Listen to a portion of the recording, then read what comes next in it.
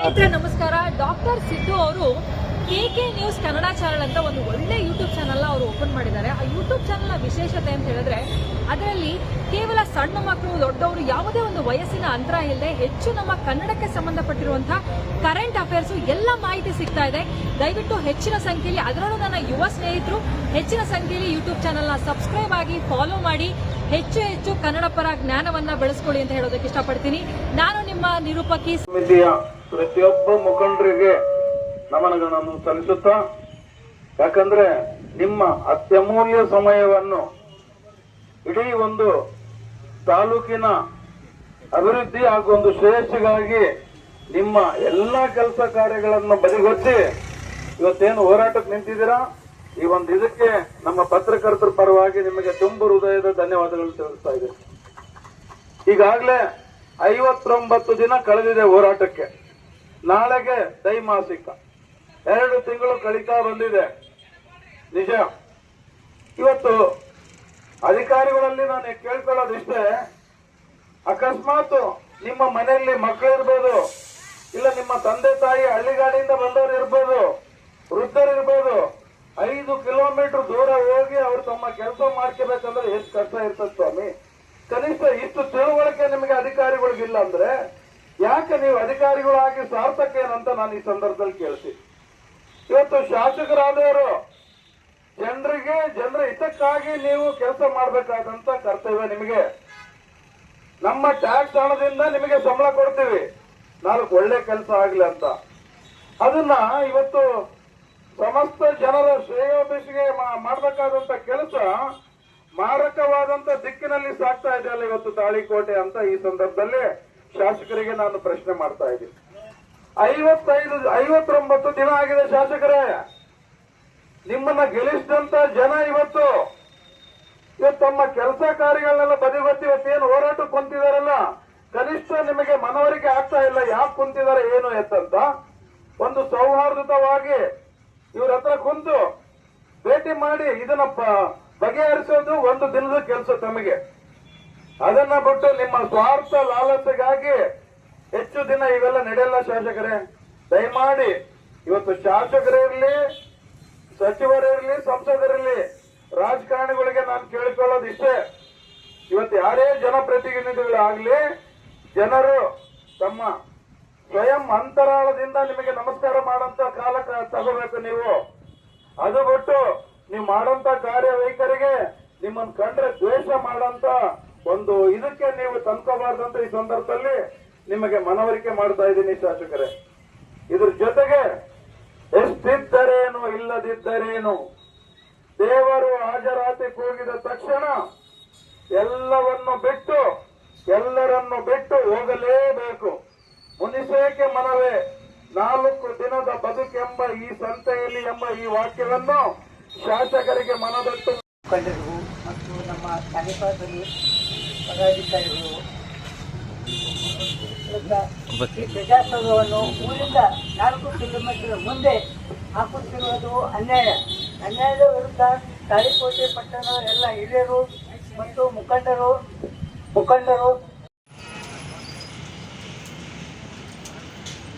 ನಾಡಿನ ಸಮಸ್ತ ಜನತೆಗೆ ಶರಣಾರ್ಥಿಗಳನ್ನು ಹೇಳುತ್ತಾ, ಇವತ್ತಿನ ದಿವಸ ಬಿಜಾಪುರ ಜಿಲ್ಲೆಯ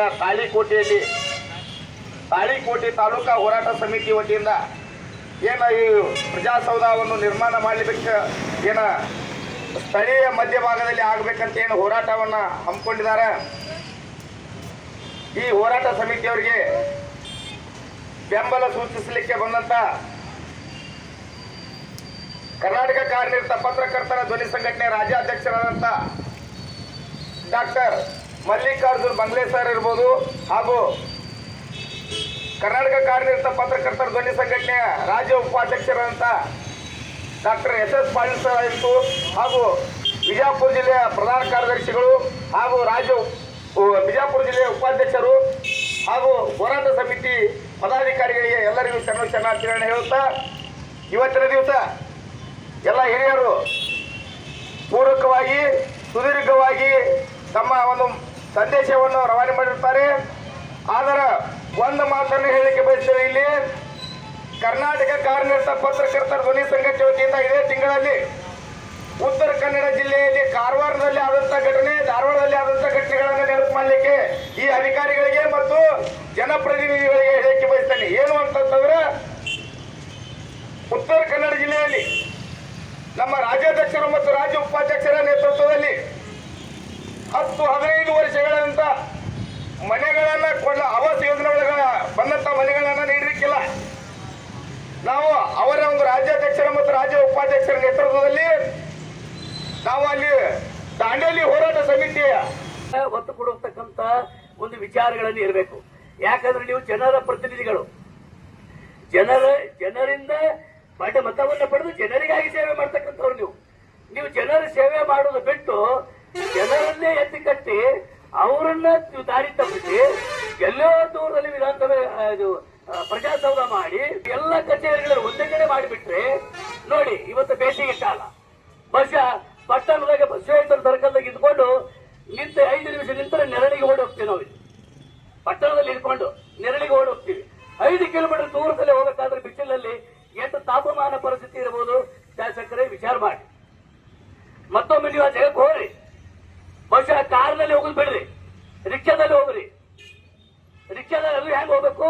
ಯಾವುದೇ ನಿಮ್ಮ ಕಾರ್ಯಕರ್ತರ ರಿಕ್ಷಾದ ಪೋಕ್ಷಕ್ಕೆ ಹೋಗೋದು ಮಾಡಬೇಡ್ರಿ. 200 ರೂಪಾಯಿ ದಂಡ ಕೊಟ್ಟು ರಿಕ್ಷಾಕ್ಕೆ ಹೋಗ್ರಿ. ಅಂದ್ರೆ ನಿಮ್ಗೆ ಅರಿವು ಆಗ್ತದ 200 ರೂಪಾಯಿ ಕೊಟ್ಟು ಬರ್ಬೇಕಲ್ಲಪ್ಪ ಪ್ರತಿಯೊಬ್ಬರು ಅಂತೇಳಿ. ಅರಿವಿನ ಪಾಠ ನೀವು ಕಲಿಬೇಕು.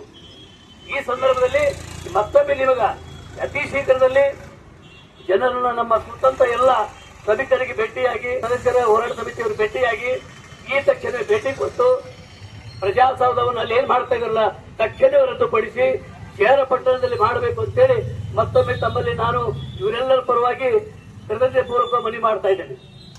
ಒಂದು ವೇಳೆ ನೀವೇನಾದರೂ ಇದನ್ನ ಮಾಡ್ಲಿಕ್ಕೆ ಹೊರಟ್ರೆ ಇದು ಹಳ್ಳಿ ಜನಗಳ ತೊಂದರೆಯನ್ನು ನೋಡಿ ಅಧಿಕಾರಿಗಳೇ, ಇವತ್ತು 59 ದಿನಗಳಾಯ್ತು ನಮ್ಮ ಜನ ಇಲ್ಲಿ ಹೋರಾಟ ಕೂತಾರ. ಯಾರಾದ್ರೂ ಬಂದಿದ್ದೀರಾ? ಯಾಕೆ ಹೋರಾಟ ಕೇಳಿದ್ದೀರಾ? ಇಲ್ಲ. ಐಸ್ರಾಮಿ ಕಾರ್ ಇರುತ್ತೆ, AC ರೂಮ್ ಇರುತ್ತೆ, ಯಾರೋ ಏನು ಮಾಡಾಕತ್ತಾರ ಕುಂತಾರ. ಯಾರಿಗೂ ತುಂಬಿ ಗೊತ್ತಿಲ್ಲ. ಸಮಾಜದ ಏಳಿಗೆಗಾಗಿ, ಪ್ರಜಾಪ್ರಭುತ್ವದ ಏಳಿಗೆಗಾಗಿ ಇಲ್ಲಿ ಕುತ್ತಂತ ನಮ್ಮ ಜನ, ನಮ್ಮ ಹೋರಾಟಗಾರರು ತಾವು ಒಂದು ಪ್ರಜಾಸೌಧವನ್ನ ಸೆಂಟರ್ ಕಟ್ಟಿಸಿ ನಾವೇನ ಆಡಳಿತ ಮಾಡಬೇಕು ಅಂತ ಗೊತ್ತಿಲ್ಲ ಗುರುವೇ. ವಿಚಾರ ಮಾಡಿ ಹೇಳ್ತಾರೆ. ಯಾಕೆ ಶಾಸಕರಾಗ್ಲಿ ಅಧಿಕಾರಿಗಳೇ ಒಂದ್ ಹೇಳ್ತಾರೆ, ಅದೇನಿ ಕೂಡಿದರೆ ಹಳ್ಳ, ತನಿ ಕೂಡಿದರೆ ರಾತ್ರಿ. ನಿಮ್ಮ ರಾಜಕೀಯವನ್ನ ಬದಿಗಿಟ್ಟು, ನಿಮ್ಮ ಅಧಿಕಾರವನ್ನ ಬದಿಗಿಟ್ಟು ಇಲ್ಲಿ ಹೋರಾಟಕ್ಕೆ ಬನ್ನಿ.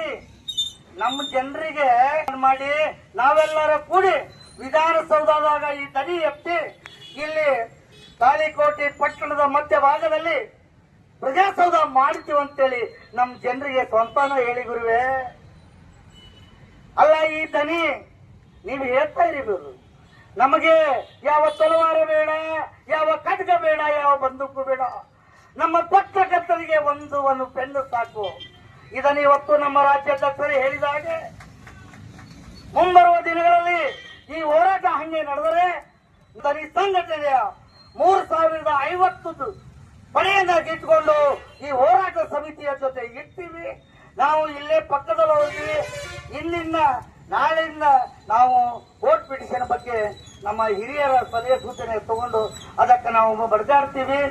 ಯಾವತ್ತೂ ನಾವು ಈ ಹೋರಾಟ ಸಮಿತಿ ಜೊತೆ ಇರ್ತೀವಂತ ಹೇಳ್ತಾ ನನ್ನ ಒಂದೆರಡು ಮಾತಿಗೆ ಭಗವಾನ್ ಬುದ್ಧ ಬಸವ ಅಂಬೇಡ್ಕರ್ ಅವರನ್ನ ನನ್ನ ಮನದಾಳದಲ್ಲಿ ಸ್ಮರಿಸುತ್ತಾ, ಐತಿಹಾಸಿಕ ನಗರ ತಾಳಿಕೋಟೆಯಂತ ಮಹಾನ್ ಪುಣ್ಯ ಕ್ಷೇತ್ರದಲ್ಲಿ ನಡೆದಾಡಿದ ದೇವರೆಂದೇ ಹೆಸರುವಾಸಿಯಾಗಿರ್ತಕ್ಕಂಥ ನಮ್ಮೆಲ್ಲರ ಆರಾಧ್ಯ ದೈವ ಶ್ರೀ ಲಿಂಗೈಕ್ಯ ವಿರಕ್ತ ಮಹಾಸ್ವಾಮಿಗಳ ಪಾದಾರ್ಪಣೆಗೆ ಪಡೆದಿರುತ್ತಾ, ಇವತ್ತಿನ ದಿವಸ ತಾಳಿಕೋಟೆ ತಾಲೂಕು ಹೋರಾಟ ಸಮಿತಿ ಹಮ್ಮಿಕೊಂಡಿರ್ತಕ್ಕಂಥ ಈಗಾಗಲೇ ಮೈಲೇಶ್ವರ ಗ್ರಾಮದಲ್ಲಿ ನಿಗದಿಪಡಿಸಿರುವ ಪ್ರಜಾಸೌಧದ ಸ್ಥಳವನ್ನ ಸೂಕ್ತವಲ್ಲದ ಕಾರಣ ಅದನ್ನು ರದ್ದುಗೊಳಿಸಿ ಸಾರ್ವಜನಿಕರಿಗೆ ಅನುಕೂಲವಾಗುವಂತೆ ತಾಳಿಕೋಟೆ ಪಟ್ಟಣದಲ್ಲಿ ಪ್ರಜಾಸೌಧ ಕಟ್ಟಡವನ್ನ ನಿರ್ಮಿಸಬೇಕೆಂದು ಒತ್ತಾಯಿಸಿ ಇವತ್ತಿಗೆ 59 ದಿನದ ಈ ಒಂದು ಧರಣಿ ಸತ್ಯಾಗ್ರಹಕ್ಕೆ ಆಗಮಿಸಿ ಸಂಪೂರ್ಣ ಬೆಂಬಲವನ್ನು ಸೂಚಿಸುವುದಕ್ಕೆ ಆಗಮಿಸಿದಂತಹ ಮಲ್ಲಿಕಾರ್ಜುನ್ ಬಂಗ್ಲೆ, ಕಾನಿಪ ಧ್ವನಿ, ರಾಜ್ಯಾಧ್ಯಕ್ಷರವರಿಗೆ ಸ್ವಾಗತವನ್ನು ಬಯಸ್ತೇನೆ.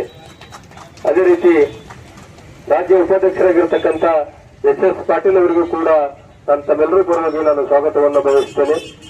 ಇನ್ನೋರ್ವ ಕಾನಿಪ ಧ್ವನಿ ಧಾರವಾಡ ಜಿಲ್ಲೆಯ ಅಧ್ಯಕ್ಷರಾಗಿರ್ತಕ್ಕಂಥ ಸಂಗನಗೌಡ ಹೂವಣ್ಣ ಅವರಿಗೂ ಕೂಡ ನಾನು ಸ್ವಾಗತವನ್ನು ಬಯಸ್ತೇನೆ. ಅದೇ ರೀತಿ ಕಾನಿಪ ಧ್ವನಿ ಜಿಲ್ಲಾ ಪ್ರಧಾನ ಕಾರ್ಯದರ್ಶಿಯಾಗಿರ್ತಕ್ಕಂಥ ಡಾಕ್ಟರ್ ಚಂದ್ರು ಜಾಧವ್ ಅವರಿಗೂ ಕೂಡ ನಾನು ಸ್ವಾಗತವನ್ನು ಬಯಸ್ತೇನೆ. ಜಿಲ್ಲಾ ಉಪಾಧ್ಯಕ್ಷರಾಗಿರ್ತಕ್ಕಂಥ ಸಿದ್ದು ಕಲ್ಲೂರು ಅವರಿಗೂ ಕೂಡ ನಾನು ಸ್ವಾಗತವನ್ನು ಬಯಸ್ತೇನೆ. ಅದೇ ರೀತಿ ಅಧ್ಯಕ್ಷರಾಗಿರ್ತಕ್ಕಂಥ ಸಂಗನಗೌಡ ಹೂವಣ್ಣ ಅವರಿಗೂ ಕೂಡ ಸನ್ಮಾನವನ್ನ ನೆರವೇರಿಸಬೇಕಂತ ವಿನಂತಿಸಿಕೊಳ್ತೇನೆ. ಅದೇ ರೀತಿ ಡಾಕ್ಟರ್ ಚಂದು ಜಾಧವ್ ಜಿಲ್ಲಾ ಪ್ರಧಾನ ಕಾರ್ಯದರ್ಶಿ ಡಾಕ್ಟರ್ ಚಂದು ಜಾಧವ್ ಅವರಿಗೂ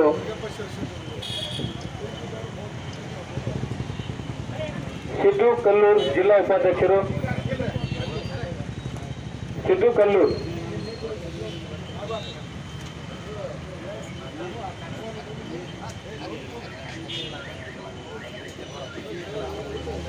ತಾಳಿಕೋಟೆ ತಾಲೂಕು ಹೋರಾಟ ಸಮಿತಿಯ ಈ 59ನೇ ದಿನದ ಈ ಒಂದು ಅನಿರ್ದಿಷ್ಟಾವಧಿ ಧರಣಿ ಸತ್ಯಾಗ್ರಹಕ್ಕೆ ಇಲ್ಲಿ ಸುಮಾರು 59 ದಿನಗಳಿಂದ ಈ ಒಂದು ಹೋರಾಟವನ್ನ ಹಮ್ಮಿಕೊಂಡಿರುವಂತ ವಿಷಯ ತಿಳಿದು ತಾವು ಇವತ್ತಿನ ಈ ಒಂದು ವೇದಿಕೆಗೆ ಆಗಮಿಸಿ ಈ ಒಂದು ಹೋರಾಟಕ್ಕೆ ಒಂದು ನುಡಿಗಳನ್ನ ಹೇಳಿ ಒಂದು ವೇದಿಕೆಗೆ